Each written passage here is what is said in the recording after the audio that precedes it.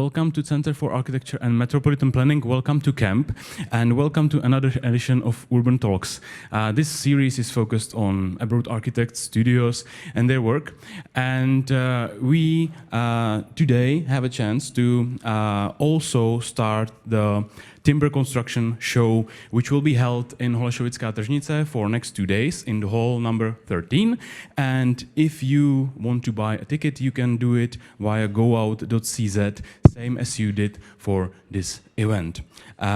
Today you will listen to a lecture of Karl Bäckstrand, Deputy CEO and architect in Swedish studio White Arkitekter. That is based in Stockholm, and you will have a chance to ask. You will have a chance to ask him questions. If you will do it via slido.com, that is platform which you can use on your browser, and you will be able to ask us a question. I will see them in my tablet. Do it via hashtag #CampWeOnline. You will find it in comments under the video that you are watching right now. That's for our audience on Facebook and our website. And now let me start this event, start the festival with introductory word of Pavel Horák, director of the festival.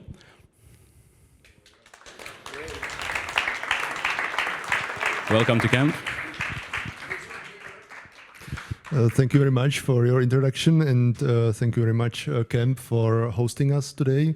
It's always a pleasure to be here. Last time, 2 years ago, actually, I was sitting in the corner with the empty hall, what was really sad. So it was only online. So I'm really happy that today we have full house and we can meet in person. How it was already said, this evening is part of the Salon Dřevostaveb, what's kind of festival of wooden architecture, and we continue with the program tomorrow. But today will be this lecture, and Salon is actually an event to promote wooden architecture to most of the people, let's say, to general public and so on. So we are happy that we can cooperate with Camp or Galerie Jaroslava Fragnera, with whom we did some events before and so on. I would like to thank to our partners who supported us, who are named here, that I don't forget anything, to our also to our media partners and other supporters. I would like to thank to Sweden Embassy, who supported us for this evening, and I would like to invite you to Holešovická tržnice, what will be tomorrow, a day after. I hope that I said everything important. My colleague nodded on me that everything is fine, so I won't make it longer, and I will give space to other, maybe better speakers. Thank you very much for coming to that and interesting in wooden architecture.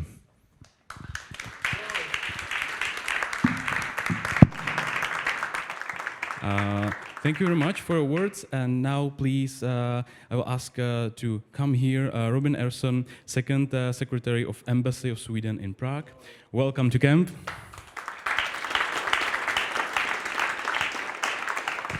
Thank you very much. So, ladies and gentlemen, and dear guests, it is my pleasure to welcome you on behalf of the Embassy of Sweden in Prague at this opening evening on the Timber Construction Show 2022. The ambassador, Mr. Fredrik Jörgensen, is currently in Sweden attending other duties and probably watching the FIFA World Cup qualification match between Sweden and the Czech Republic today. But I'm assure you, he sends his warmest regards.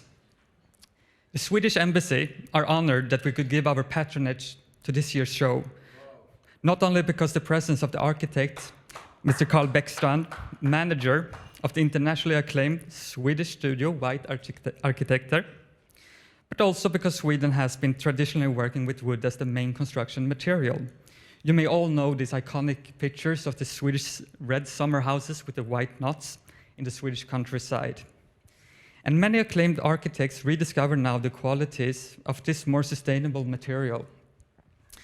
Lots of amazing examples of the use of wood for more sustainable living can be found in Sweden. And you will see several examples during this inspirational show. But Sweden is not only working with Sweden is working with this fantastic material, but not only in the field of architecture. An important part of Sweden's economic transition strategy, apart from reducing emission, is about actively trying to use natural process to produce energy, industrial products, and much else. This so-called bioeconomy involves much more than making things more environmentally friendly. Sweden is pioneering ways to use natural materials that are 100% recyclable and can be a part of the cradle-to-grave process. And Sweden has a wealth of sustainable natural resources to work with. Already, most of our energy consumed comes from renewables, and its managed forests already provide the main supply of wood products to the EU. Thank you. Sustainable textile fibers are also no longer a distant dream. Research projects are turning trees into textile and old textiles into paper. Tree to Textile, owned by the H&M Group, Inter-IKEA Group, Stora Enso, and LSCS Invest aims to commercialize a new sustainable textile fiber, making it more widely available.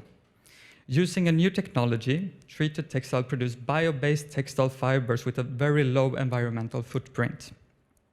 In other words, the Swedish forest provides with the raw material, and the rest is very clever technology. But back to the housing issues. By 2050, 2/3 of the world's population will live in cities according to the UN. And Sweden has one of the fastest rates of urbanization in Europe. The capital of Sweden, Stockholm, is growing so quickly that all kinds of challenges need to be met. Millions of people need to be supplied with clean water, clean heat, and clean energy. And traditionally, a solution has often been to build more homes on forest and farmlands. But in 1995, the city of Stockholm decided instead to find the world's first urban national park and protect its green spaces.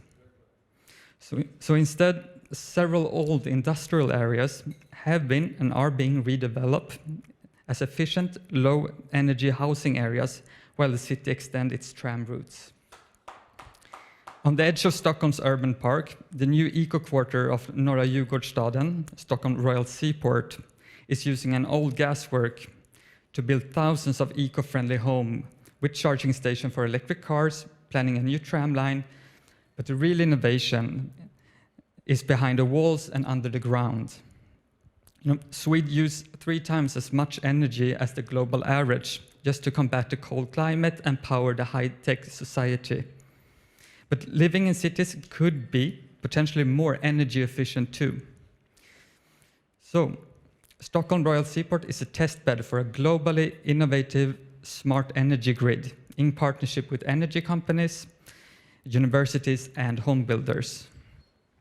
But can wood be one of the solutions to those big challenges? Several amazing architectural projects prove it is possible. You can see, for example, the exhibition in Jaroslav Wagner's gallery in Prague, about 20-story tall, Sara Culture Center in Skellefteå from White Arkitekter studio, completely made of wood. And featuring actually a tree trunks and a forest-like atmosphere, the Swedish pavilion at the World Expo in Dubai aims to recreate the feeling of a Swedish forest. And the forest is an 18-meter tall building entirely made of wood from the Swedish province of Dalarna. It was designed by 3 teams from 3 different countries. Alessandro Rippellino, architecture in Sweden, Studio Adrien Gardier in France, and Luigi Pardo, Arkitekter in Italy. So I believe that creative ideas are needed to build a sustainable future, and I'm looking forward to seeing many inspirational and innovative solutions during this fantastic show. Thank you very much.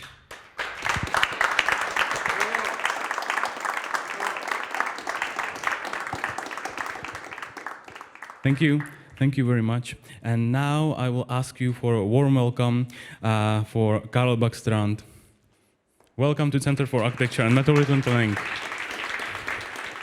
Thank you. So, Thank you so much for inviting me to Prague and Czechia. And I called this lecture "Let Nature Lead," and I mean it's. I will come back to this, but it's also a lot about walk the talk, because I think there's a lot of talk around both sustainability and, of course, wood and all about this. But how do we really make a change?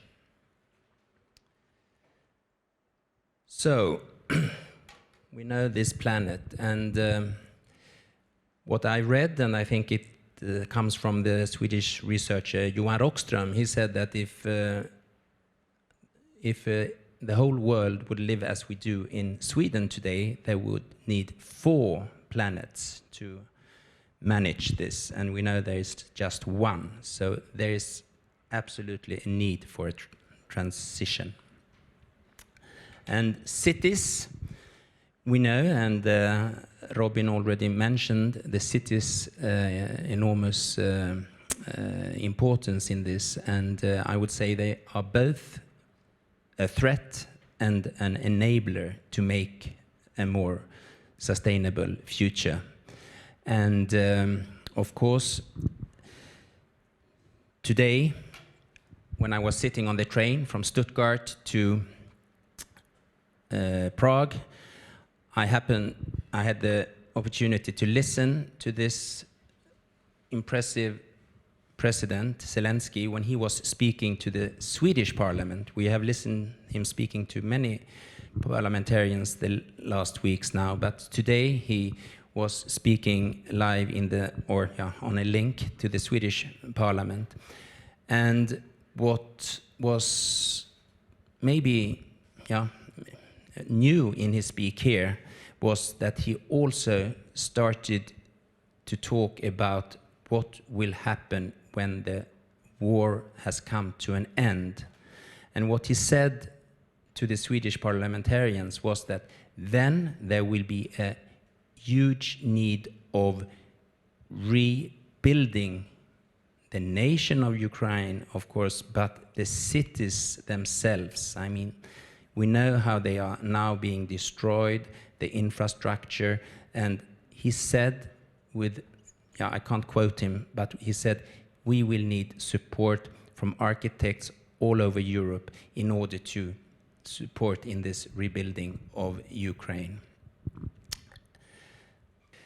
So you could say that today the world is burning in many ways, not to forget then what we just said in Ukraine, but of course it's been burning for a long time due to the climate. And this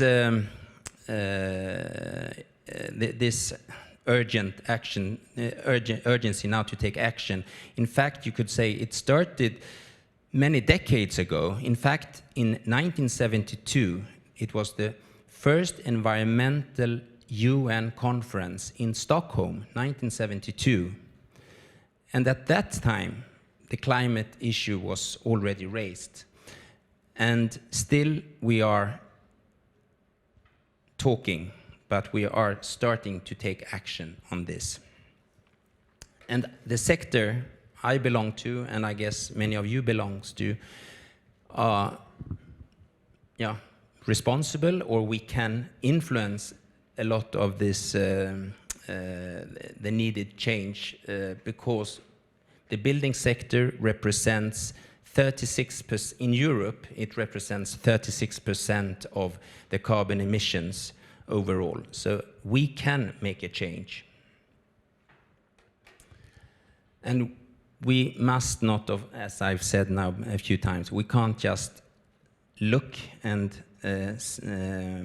talk, we need to take action.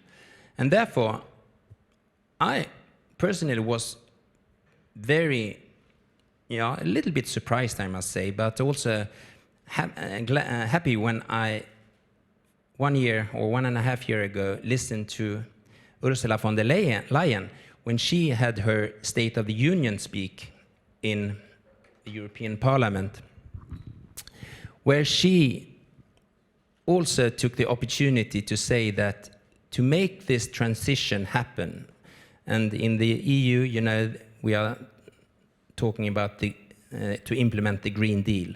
But what Ursula von der Leyen said as the Commission, the chair of the EU Commission, she said that in order to make this happen, we need to do it with the help of architecture. And doing it with architecture, it means also to bring together sustainability with the style, a new aesthetic, but also do it together and make it interdisciplinary. It's not a thing just for architects. Architects play a big role in it, but we need to do it together with engineers, with artists, with other disciplines in order to make this happen. And I'm then representing this company called White. The name comes from our founder, Sidney White, who was of British origin, but he grew up in Gothenburg in Sweden in the 30s, 40s, and in 51 he established the company after a competition win. And today we are more than 800 of us in the company, and it's employee-owned, so everyone working in White can buy shares, and we are doing it as a collective and taking it further. And what also make it connecting to what I just described from the new European Bauhaus of Ursula von der Leyen is that we are interdisciplinary in the sense that most of us are architects, but there are also biologists, anthropologists, engineers, and other disciplines, because we do believe that we need to work together in order to make good architecture.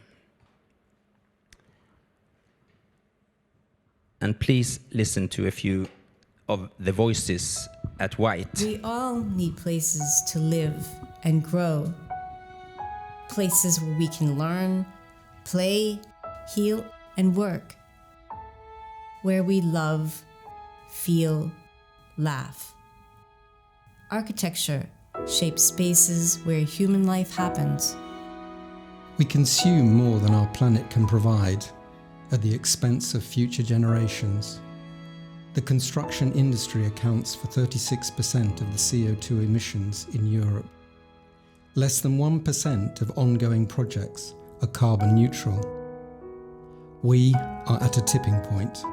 We can and we will do better. Each one of us has the power to make a difference. By working together through partnerships and collaborations, we can achieve change. Our mission is to enable sustainable life through the art of architecture, to create spaces where everyone can thrive. Architecture and design are our tools in the search for innovation and new ways to live. We will push boundaries. Through design excellence, all our architecture will be carbon neutral before the end of this decade. Are you up for it?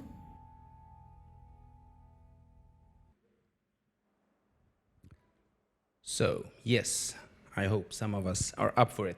So this was a few voices from back in Stockholm and in London and other places.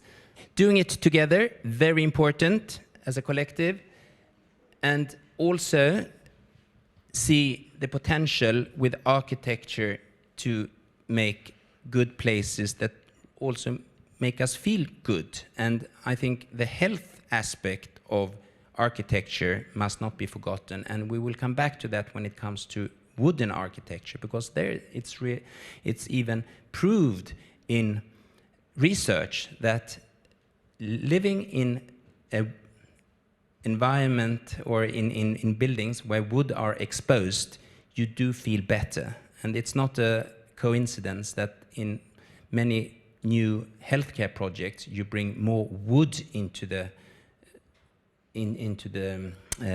spaces, because you do heal better. And this is proved in research.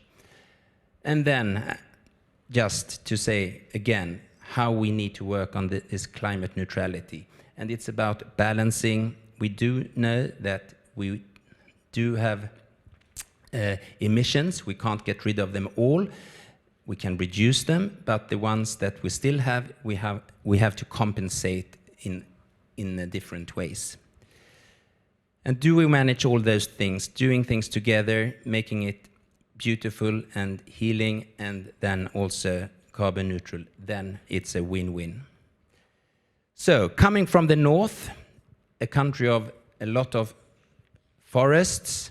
I know you have some forests also here, but this is from the north of, at least I passed a few on my train ride today. No pictures of them there. However, of course, in our country of Sweden, the tradition, as also has already been mentioned, is very long building in wood. And I mean, it's obvious, when you have the material nearby, it's very easy to use. But it's also how you use the material. And already in the old times, it was done in a way so it could be reused. You could bring down your building and rebuild it somewhere else. I mean, thinking circular. People thought like this a long time ago. And even whole cities were more or less far back built in wood. So it's a long tradition. And our royal castle in Stockholm, it looks like a stone building, but in fact, behind those stone walls, it's a timber structure. And I can't verify it, but I've heard that it's the biggest timber structure in the northern of Europe, at least. So there is a history, but moving into today's more contemporary architecture, we are, as I said, then learning again, relearning how to use wood for those reasons I've said, and coming more into the materiality, the softness, the feeling of the material really makes it very, very interesting to work with today. And this is from a sea bath in the southern part of Sweden. And you know, it's not only a sea bath in Sweden as in part of Central Europe, also taking a sauna is very popular. And another, going to a neighboring country in Denmark, we have also done a number of those projects where, and of course it's a very natural thing when you are close to the water working with wood structures, but it really gives a feeling of where you want to walk on your bare feet and sit on a sunny day and jump into the cold water of the Baltics. But not only those small projects, growing a little bit bigger, coming further south in the central of Germany, in Frankfurt, we are right now developing this project that happens to be homes for elderly. So you also here bring in a lot of the health aspect into this. Sorry, now I went on the wrong, going in this direction.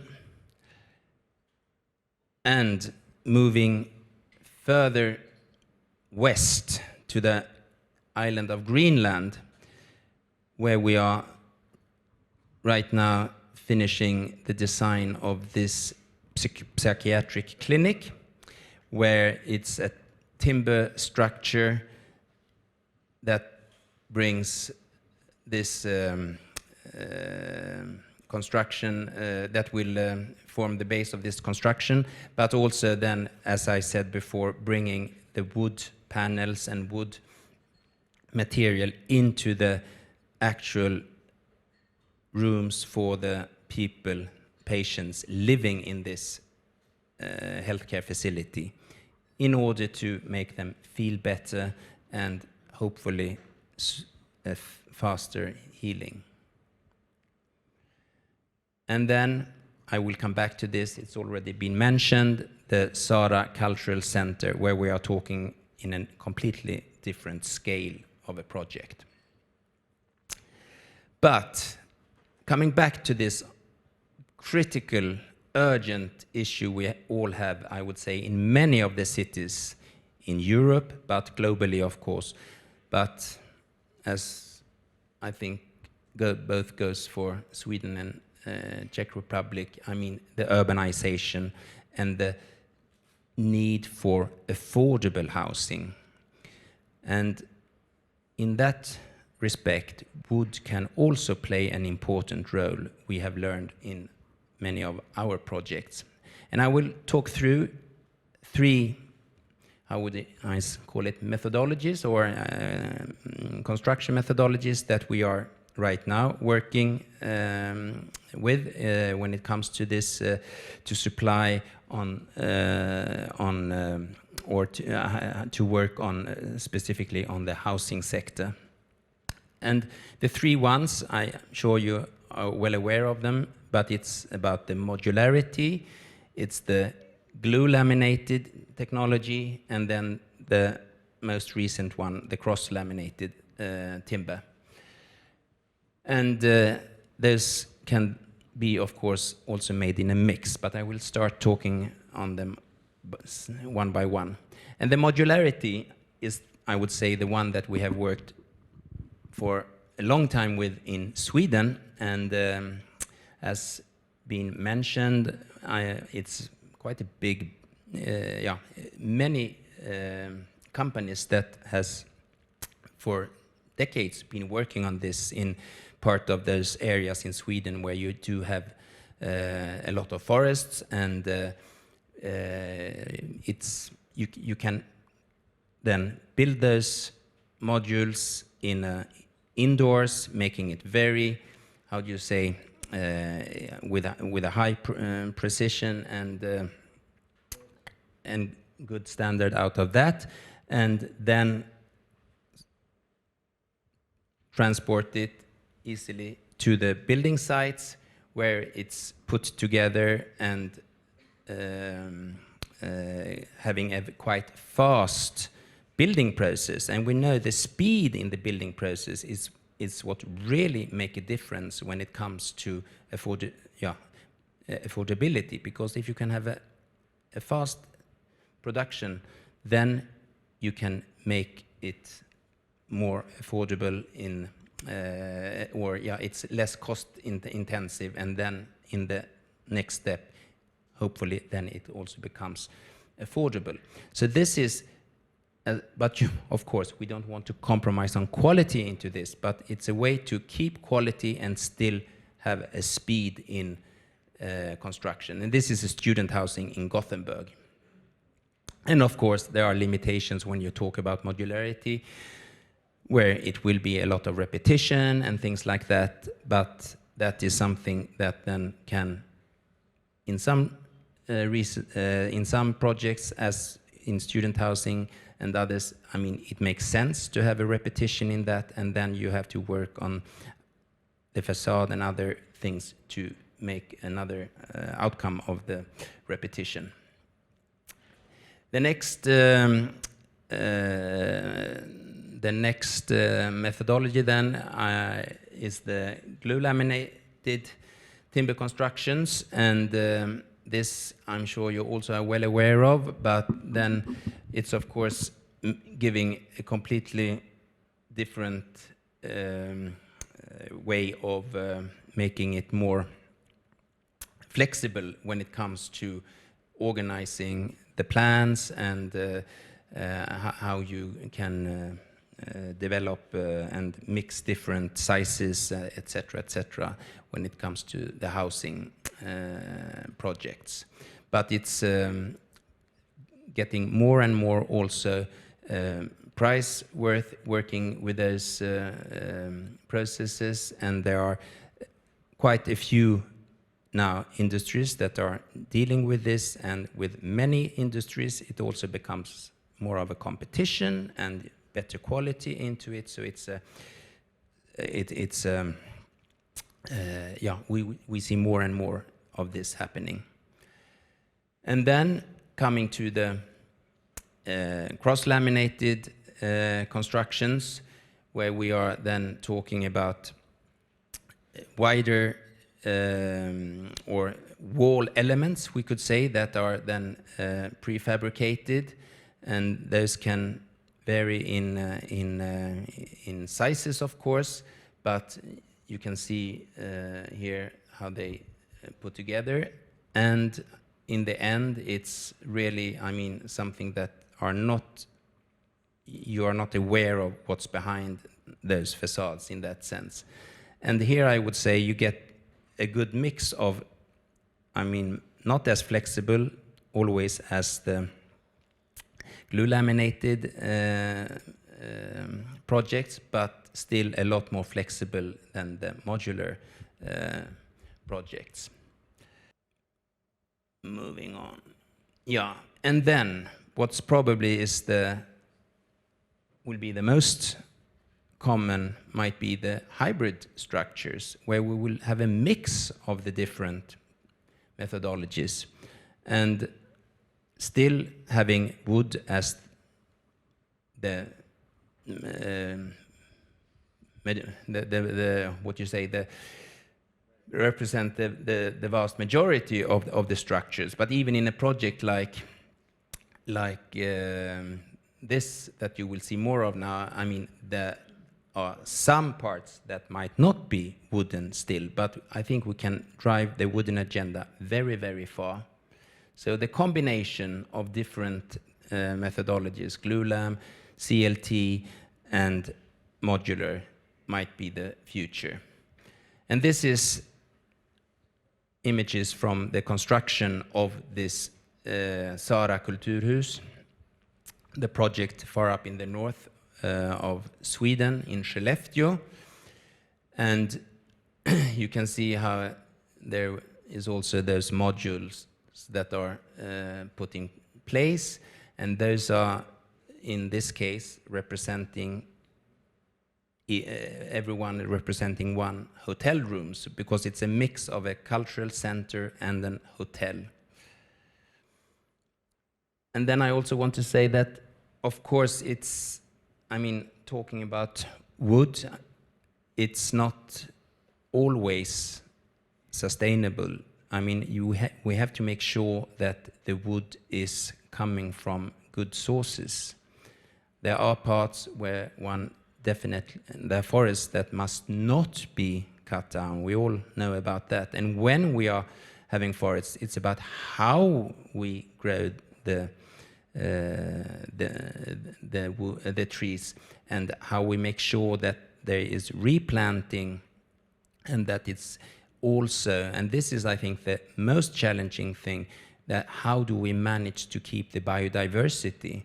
Because sometimes we now notice that there are a conflict between different environmental aspects, and we know that for the climate, wood definitely is a good thing, but we must secure that we also support a future biodiversity, because without the biodiversity on the planet, we will simply not survive. We need those species in the forests and other places in order to make it a good habitat, the planet.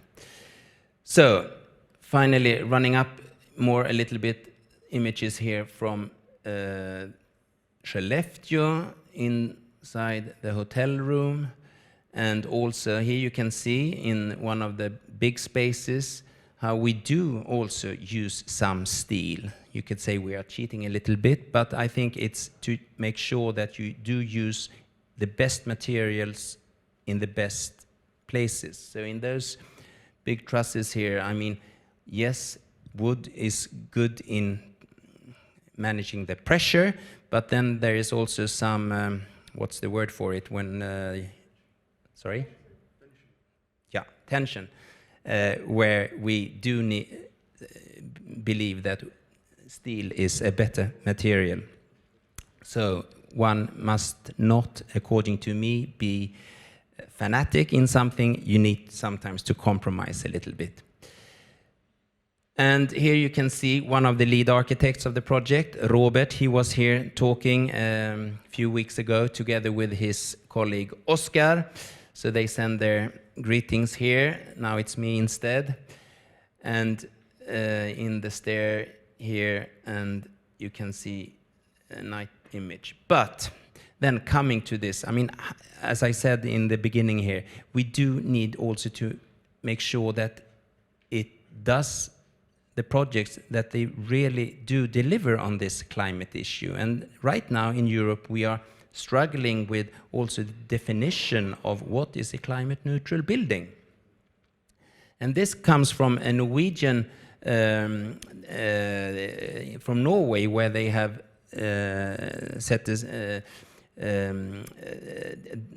definition where they are starting on the zero emission building, ZEB, on operational to the far left, and then it's operational and material, OM, and then it's construction, operational and material, construction, operation, material, and what you call it, it's in the, I lost it now, but the complete is demolition also anyway. So then you are taking it the full.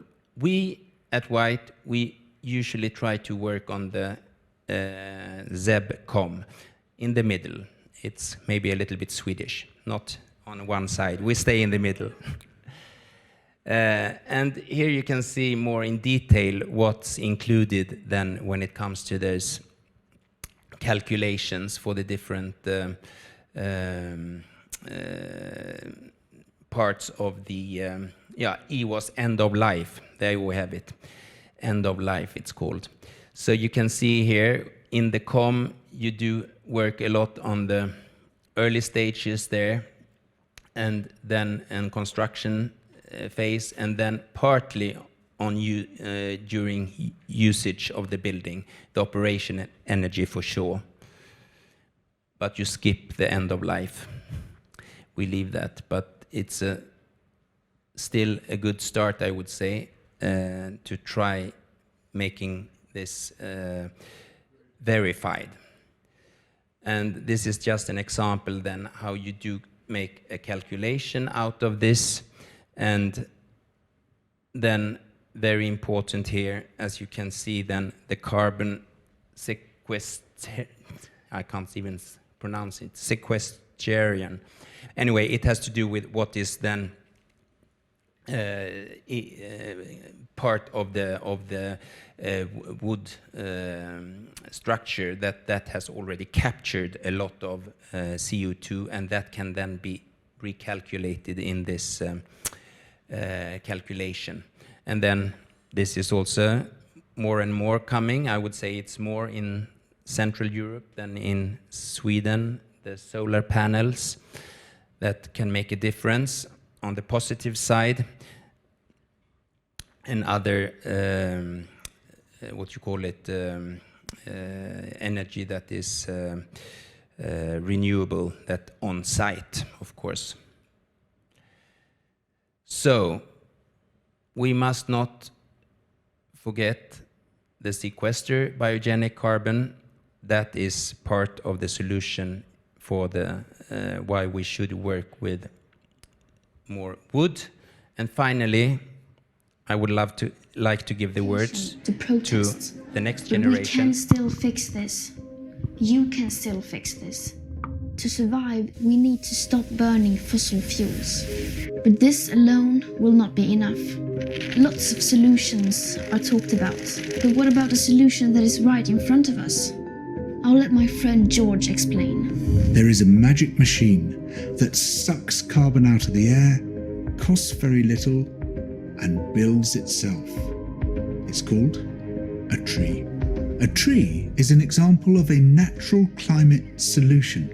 Mangroves, peat bogs, jungles, marshes, seabeds, kelp forests, swamps, coral reefs, they take carbon out of the air and lock it away.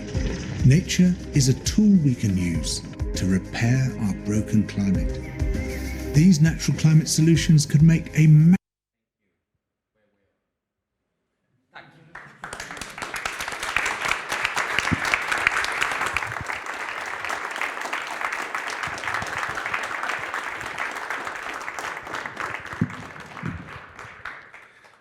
Thank you very much for your lecture. You can take your microphone and take a seat. Now it's time for questions, if you have some, please.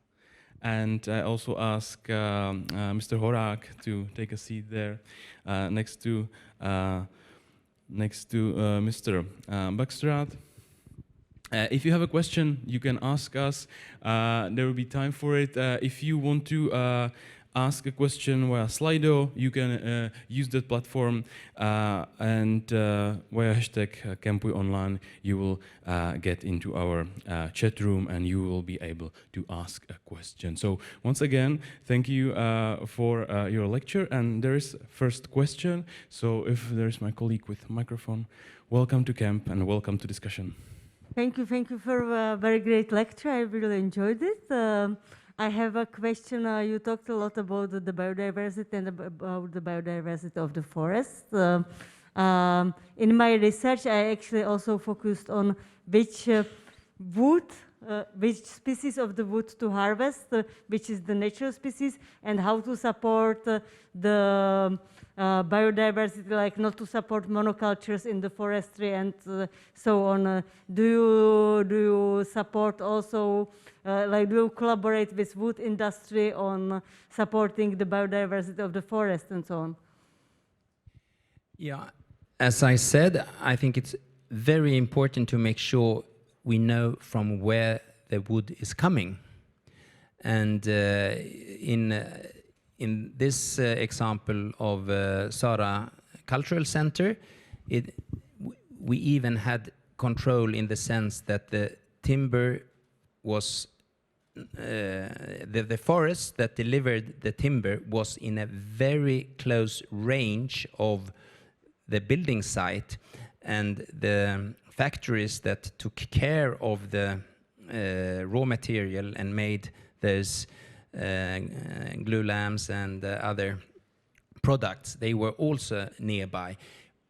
We are not always that fortunate that we can work so close and of that, and then we have to rely on certifications saying from where the wood are coming, and rely on those institutions that do certify the wood there. But I think we has an obligation as architects to make sure that we are not being part of exploiting those areas of forests that must not be demolished or cut down or something for those very important reasons, as biodiversity means. My question was more towards whether you also pay attention which species of the trees you use to support mixed forests in comparison to monocultures of the forests and so on, because like for instance spruce wood has been grown here in Czechoslovakia in communism. Spruce wood was massively produced, and all the mixed forests were replaced with spruce monoculture because it's the species that grow fastest. It's the lowest quality wood, but the fastest growing, and we had ecological catastrophes thanks to this. I'm not into all the details there in this country then, but I know that we do have a very also intense discussion in Sweden on this topic, and I would say that it's right now, a discussion how to make sure that the forest does not end up in, as you say, monocultures, and that's for making good forestry, and in the long run also how do you say, you can, with the diversity of different trees, for instance, that the forests become a lot more resilient towards things like storms and other weather phenomenons that can, and fires and things like that. So I know that the forest industry, and this is not really my topic now, maybe some are more into it, but I mean, the forest industry, they are also looking into how to make it more resilient, because of course, I mean, they are not interested either in forests that just fell down when there is a storm coming or something. But I think we need to discuss more about this, and maybe it in the future, partly it already is, I think, part of this how you certify forests. I mean, it's not only the tree itself, it's also how it will be replanted that need to be addressed. Thank you. Yeah, please. I would like to maybe add some, I have two remarks. One is that actually also during Salon we support this, I call it vertical, what's actually connecting, or vertical, what connects forest to the final product or architects or final users. Even tomorrow we have first opening lecture about forests actually. So we see this topic, it's really important because we are feeling that in Czech Republic these people are not speaking with each other. And I think when we start to speak each other, we can really prepare forests for next generation. So it's a really good point. And the other one came to my mind, because you were speaking about Sarah and about this small circle from where the wood is coming. We actually had chance to did one project in Australia, and our Australian colleagues from Sydney calculated that even if we brought there, what I wasn't fan of, we brought their CLT structure, it was much more or much less CO2 producing than to make it in Australia from concrete or bricks. So imagine what such a tool we have in our hands.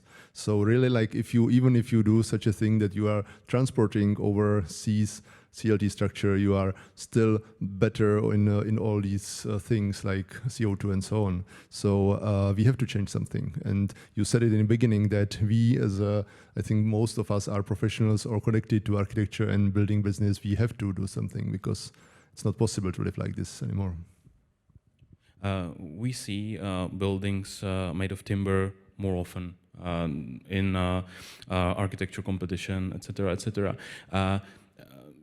More often than it was in the past. What is the most important change in the business in few last years? Why is that so progressive? What was the biggest change in the business that made it possible?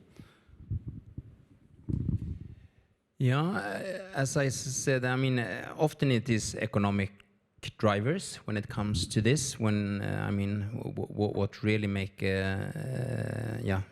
things happen, and I would say that what has also driven more lately now is also when it comes to sometimes to densify, but still keep existing structures, because when we're talking sustainability, we know that the most sustainable thing often is to keep what we have, not to demolish and build new. And then if we want to add something to an existing structure, that might be a concrete structure or something, then wood is a very good thing to put on top of that, because it's also light and it can therefore and also bring another character to the environment. So I would say that it's a very good complementary material when we now are focusing a lot on circularity and keeping existing structures. That at least one impression I've had, and this is probably not more than 2-3 years back. But even before that, I would say it had a lot to do with what I mentioned there, the speed in constructing, using this modularity and things like that, that really has pushed the wood agenda, both in Scandinavia and partly in the UK, where I've been involved. But maybe you can add. Yeah, I agree, and I would add that Actually, it's the biggest problem what we struggle with is actually mindset of the people, and I think this is really rapidly changing. That I think also now, if you are like buying something or building something so expensive like building is actually, and it's getting more and more expensive, then you want to do something really good and good for you and good for the environment. So you have no problem to invest maybe 5 to 10% more and to have a wooden structure. And this is really important because if society changes that this mindset, then we can do everything because we have technologies, we have producers, we have engineers, we have everything here. It's not that we can solve fire protection and everything at the moment, so it's no problem. It's just the mindset of the people that they still see sometimes wooden structures as some cottages or massive structures in Canada landscape or whatever. Well, there is another question: how to support wooden architecture? Is it okay to announce an architecture competition that say, okay, this building has to be made of wood? Does it happening right now? I am not a fan of regulations, actually. If maybe it's a motivation. Maybe it's not even if it would be really attractive for me to make such a regulation, or like to say, okay, we have to make 50% of public buildings in wood. I think it's much more sustainable, let's say, if it comes from down. You know, sometimes you have to make regulations for a short time to show some direction. But I think that it's happening that more and more architects use wood also or timber in competitions. I think this is organically done, and this is, I think, the best. Mm-hmm. Thank you. Yeah, regulations or not. I think maybe the regulation should not be that it needs to be wood, but it might be. I think we need to have tough regulation on what the climate footprint should be of buildings, and then we can come to different solutions into that. And then I'm sure that wood will qualify quite a lot in many cases there. But I've also been. In Berlin, I know, for instance, they have been setting some rules for public buildings where they really want to promote the wood. So they sometimes, I think, for the school projects, they say they must be in wood. And I can't really say if it's good or bad, but I think one should address this climate issue very tough. There's another question that asks, what's the biggest challenge, or what's the crucial aspect of carbon neutral building? So imagine that we have an architecture competition and it says it has to be carbon neutral. So what is the biggest challenge? It's timber construction, green energy, or water circulation? Oh. I would say still don't forget the other stuff like light and ergonomy and other things, because I sometimes have a feeling that you have to do passive house or you have to achieve some level of energy and you forget that people have to live in the building. So sorry, this was my immediate reaction on this. I don't know, I really don't know how to answer this. The question again, please. What is the biggest challenge or crucial aspect of carbon neutral building? So if it's one of these, green energy, water circulation, or timber construction, if we are talking about public building, maybe a kindergarten or school in the city center, what is the biggest challenge? It's hard to say. I'm coming back to, I think the biggest challenge is that we must not come in conflict with other environmental goals when we do the climate neutral buildings. That is the biggest challenge, really. Not sure if it's a good answer, but that's what we are struggling with, and we have touched a few of them already here in the discussion. So next question, please. Are there any questions in the audience? Yes, please. I will ask my colleague. Thank you. Welcome to discussion. Welcome to camp. Hello. Yeah. I only have a question. I see in your presentation you mentioned that you want to be by 2030 carbon neutral. So what is it that you are now not doing for not being carbon neutral, and what are the next steps to reach that? Because it's in 8 years. So what are the steps to reach the carbon neutral? I don't know, are you still designing in other materials, or I don't know? Yeah, we did put up a roadmap to reach this, and of course it's things are moving quickly, and there are new materials that we maybe are not aware of fully now. But I mean, right now, I mean, we still are dealing a lot with concrete in many of our projects. We are doing a lot of timber projects, but not only timber projects, and we all know that today the concrete is a massive carbon emissioner, or yeah, there are a lot of carbon emissions from concrete.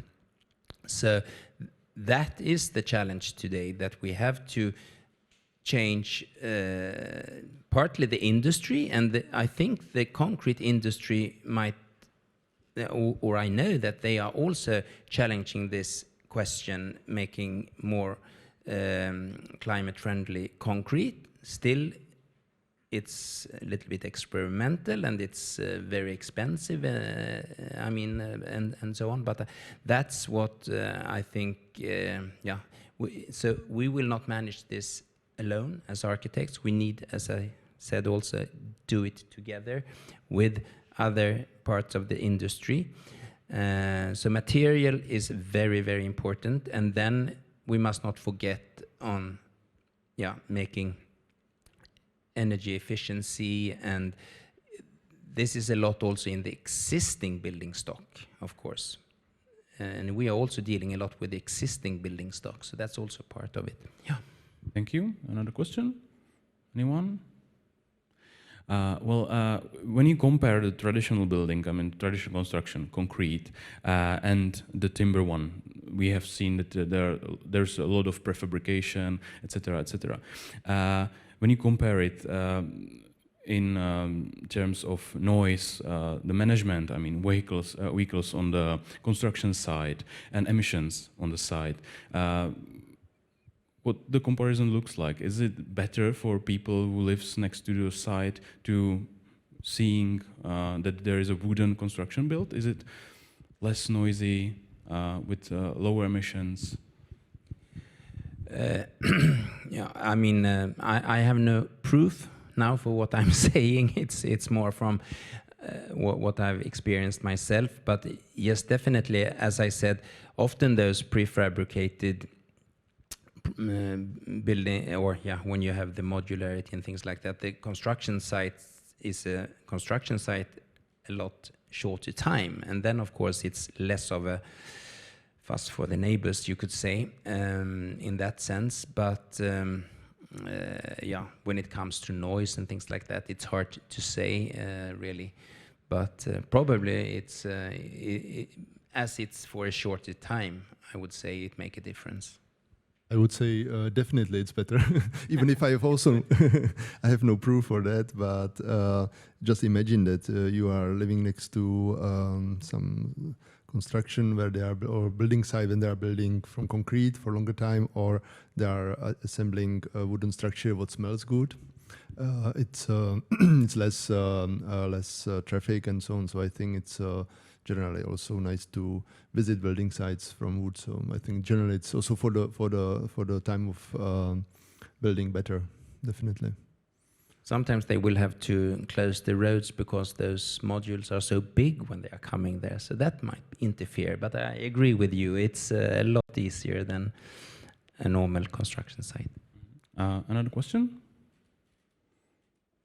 I have another one that is close to this.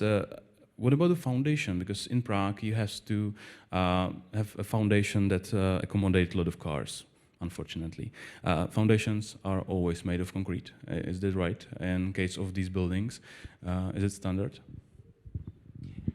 No, I mean, yes, not always, but in most cases, I mean, where I'm involved, we are dealing with concrete in the basements and things like that. But I did hear now when I was in Stuttgart the other night, and I was discussing with some engineers and architects there in a project where they are really now testing to making also a basement in wood. But I mean, they are pushing the limits, and we know that's how we need to try things.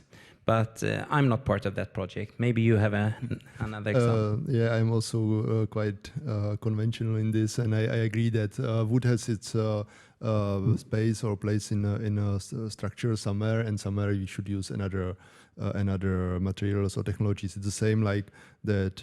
I don't know. We can have wooden windows in a wooden structure, or aluminium windows on wooden structure, and other combinations. And wood is good for many purposes.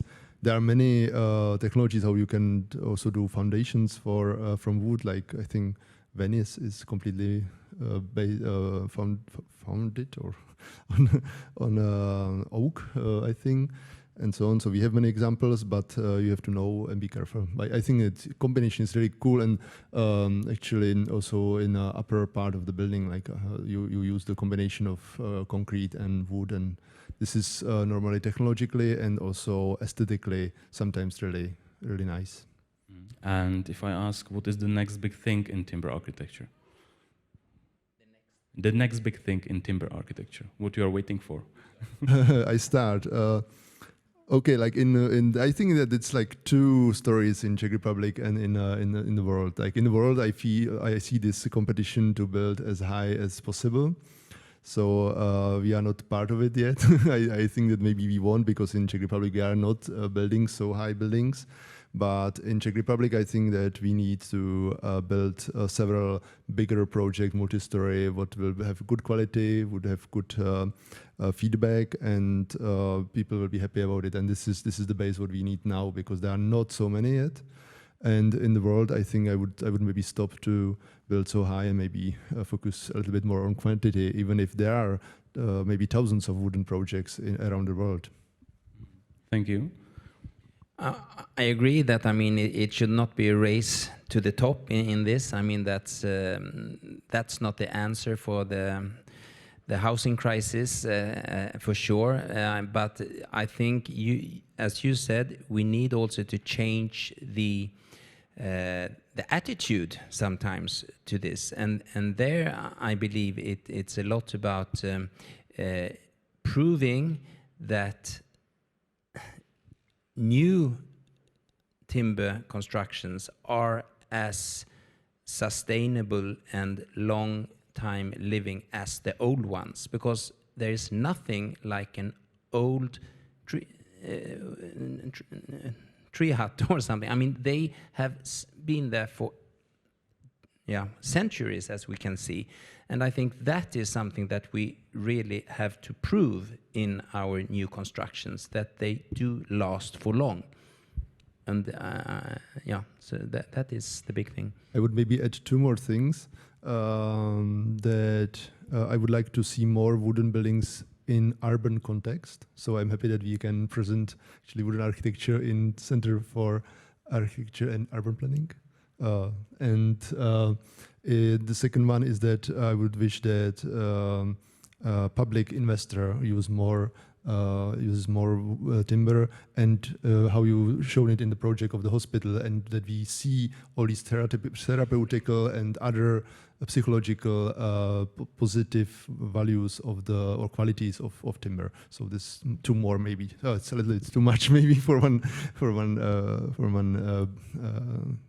wooden architecture. Yeah, I agree. Please, your question.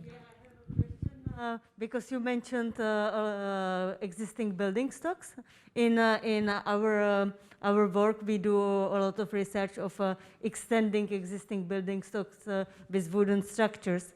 And we actually struggle with, at least in our location, maybe Scandinavia is better, but we struggle with finding enough case studies with wooden expansions of existing building stocks. If you can talk, how is it in Scandinavia? Because we are active in Germany. How is it in Scandinavia? And what are the problems with what you know from practice? Because we are researchers. What are the problems in practice with expanding existing building stocks with wooden architecture? I think we can give you quite a few good examples of where we add wood structures to existing concrete structures, for instance, in central Stockholm or other big cities in Scandinavia, where it's there to, as you said, in urban areas, really bring wood structures into the existing one. So I'm happy to share it with you after and talk more around that. And I very much support what you also said, that doing more public buildings, as you said, with hospitals and things like that, but also public buildings that really are the ones we use very frequently, show that those are also wood timber constructions. I think this is really something we should aim for. Is there another question? Yes. Oh, yes, sorry. Thank you. You asked before, what is the next big thing? My question is, does a timber building always need to look like a timber building? Or is not the next big thing that timber is the normal choice and we build that we can build every building with timber, and it doesn't need to be a timber building because maybe not everybody wants to see the timber or want the timber cladding on the outside. I know Scandinavia does much more with exposed timber. Yeah. I think we've seen that a lot already, that there is, I've been in projects in Canada, for instance, where we do have the timber structure well hidden behind other materials. That might be one way of doing it. However, I still believe in that this health aspect that has been proven, that showing wood really make us feel better. So I think it's partly coming back to this tradition, as you were saying, new ways of looking into it. I mean, it's not a problem to hide a structure, but do we want it? I mean, that's the question. I would maybe compare it to this discussion if electric or benzene, like at car or with cars, because there will be always people who would like to expose it, or customers. There will be always people who would like to just use it as a tool and hide it. I think it's both legitimate. Me as an architect, I would always like to show the structure. I like to actually compare the modern wooden structures to old industrial architecture, because there the beauty of the structure is already the basic of the visual effect. So this is how I feel it. But it's absolutely legitimate if you just want to use it as a tool, like from CLT, make walls and then with gyps cover it. It's both okay. I'm not an architect, I'm an engineer. And I would like to show the structure as well. But we see that quite often that the clients don't really want to do timber, or they don't want to shout out about timber. Especially now the fire discussion. I work in London, and it's a big thing for us. I grew up in a timber country, and I want to show timber, but I think sometimes, are we pushing it too far? Are we pushing it too far with clients? I don't know. I mean, I've had some discussions saying that when we do our timber projects, timber structure projects now, we are still thinking too much as if it was a concrete structure. So maybe you could say we should twist it even more towards really see the potential in timber and get out of the conventional way of doing a concrete pillar structure. So how is it actually in London then? It's most of the clients want just hide it, or? Most architects want to show it. A lot of clients are nervous at the moment because of the fire. And they want to build in timber because they can see with the carbon neutral, the benefits or what we have, but maybe don't shout about it too much. And a timber cladding, I think especially when we go extremely tall, and sometimes I'm quite critical when I see these new pictures on Twitter with all the exposed timber on the outside on a 40-story timber tower somewhere in a city in North America or in Europe. I'm not sure if that is really feasible at this stage. I'm fully with it. I think we need to think timber from the beginning and it shouldn't be an afterthought. because on the end we need to build sustainable, and these are 12 by 12 meter grid, sustainable in any material. Yeah, I want to ask, is it the same when there is a concrete building and the wood is just part of the design? Are they nervous about the design pieces of wood? I think sometimes they just want to go traditional, and most office buildings, they have brown or grey carpets, brown doors, white ceilings. I don't want to work in there, and you can see, or you have all the blue chip companies, they really push it. But you have a lot of really, really conservative investors. And yeah, I think going back to the discussion, should the government push for a timber policy? I don't think so, but they need to put the barriers out that we can build, that we get treated the same way as steel and concrete. Or we don't need an extra push, we need just the barriers removed. That's a big topic in Czech Republic at the moment. do you agree with that? Yeah, I agree with that. I think we even made some studies where we shown that we just want to, be equal, nothing more. And this is enough. Like we need to build, like in Czech Republic, you can build only some 12 meters, let's say without bigger problems. We would like to go maybe to 20, 22. In Australia, it made big change when they changed the building code to 25. And then the market was rapidly growing. So that's the thing what we need in Czech Republic, that we can build these office buildings, 5, 6, 7 floors in timber. So yeah, we don't need skyscrapers. And it's a big topic. Yeah, this is another, it's too much already. It's too many things what we have to change. Yeah, but the city of Prague, we don't like skyscrapers here. We like our old low buildings. There's a question, maybe personal question. Can I just add a point of view from the from the industrial point, like from the industry? We need kind of both. We like to expose the wood, but we don't have enough, let's say, good quality wood to every building to be exposed. So we need as well wood which needs to be, let's say, only constructional wood. So that's just the point from from the industry. Or we need to accept that the wood isn't always flawless.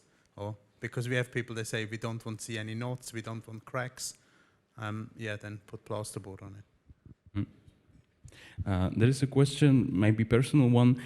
Timber construction show is also about sustainable way of living. What does sustainability mean for you in your actual life, in everyday life? What does it mean for you? Be sustainable. This is a big question.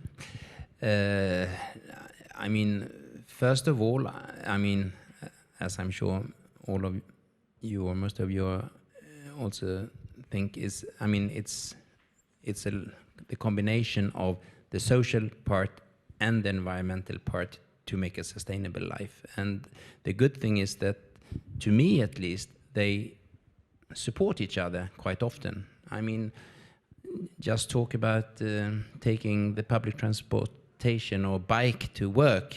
I happen to live on an island right outside Stockholm, so I bring the bike on the boat sometimes to the office.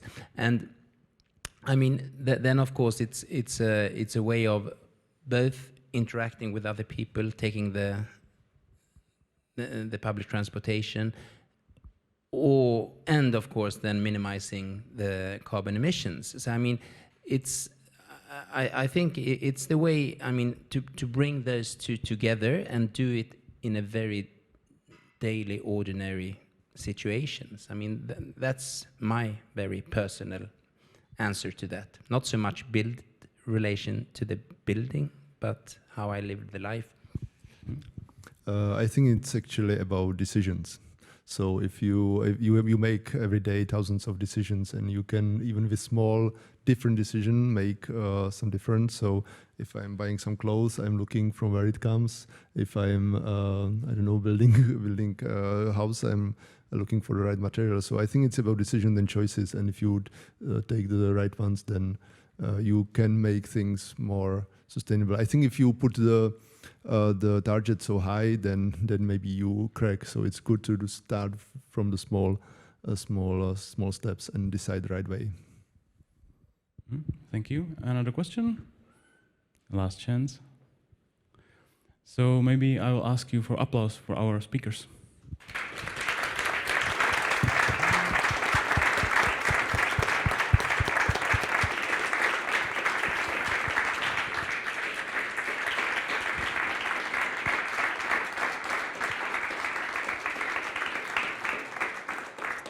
So thank you very much once again for your presentation, for your lecture, and there is a chance for you for some last words, maybe invitation for a festival.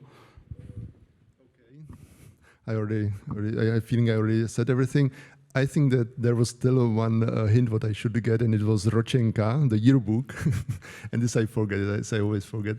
So we also publish every year our yearbook where there are some, let's say, curated choice of good quality wooden architecture, so this you can get on our website, and tomorrow and on Saturday in Tržnice. And yeah, thank you very much for coming and staying so long all the time, and thank you very much for hosting us again, Camp. It's very important to bring these topics to these spaces, and looking forward to be here again with audience in one year, let's say. And I hope that after COVID we don't have another topic to struggle with for years, because this would be too much. Thank you very much. Okay, thank you very much.